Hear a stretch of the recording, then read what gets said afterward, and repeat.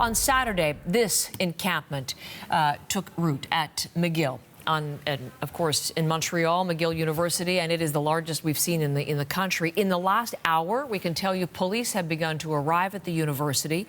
Their intention to keep the peace, not to break up the encampment. The pro-Palestinian encampment is now in its 6th day and will likely stay put for now because a judge rejected yesterday that injunction request from 2 McGill students that would have forced the protesters to leave and the encampment to move.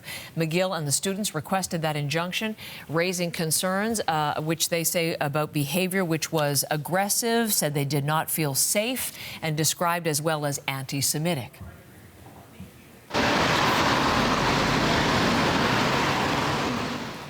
So this is new video into us this morning. The scene at McGill just a short time ago with Montreal City Police arriving on campus by the Roddick gates, police positioning themselves around the encampment, having a dialogue with the protesters.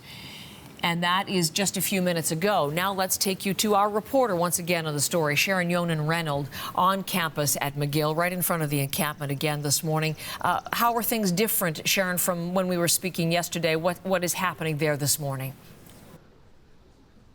Well, I'll paint a bit of a picture for you, and actually let you see for yourself. We have the encampment here that's been growing ever so slightly. These pallets and tarps have been installed here the last few days, and it seems that the territory is expanding. And I want to kind of show you the police presence that we saw arrive this morning. We saw officers roll in on bikes, and they're kind of peppered along this avenue onto the campus. And even further here, right at the gates, at the entrance, we see this line of officers with bikes. We see this group of officers here as well that have been speaking to the protesters. And what they say is that they are here because there is a counter protest expected to set up here later this morning, and they want to ensure peace.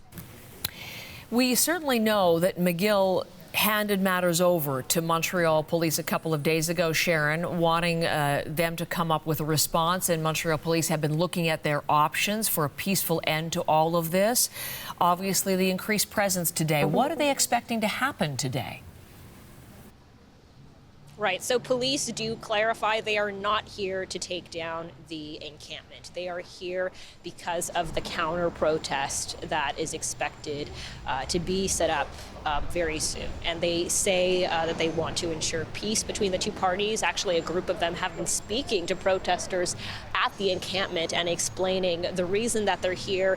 And what they say is that they will be having the same conversation with the counter protesters once they arrive, saying that they want both sides to be able to protest peacefully and for there to be no violence or conflict. Now, they do explain that if there are criminal acts or if there is violence, interventions might need to happen, but that's not their first move. They're hoping for things to go peacefully and for people in general to follow the rules.